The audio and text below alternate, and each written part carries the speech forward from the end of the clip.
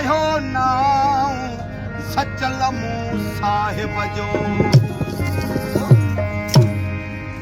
ओ कल कल में दी तला पयो से,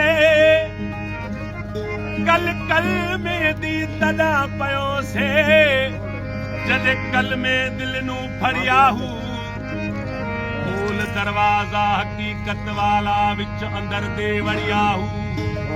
अल इश्क नारुन यहरुकमा सिवा अल्लाह गैर गुमानू सड़िया हुआ। ओ मैं कलमे नू किवें पढ़ा ली अनवर, जो कलमे सानू पढ़िया मैं ता कोई ख्याल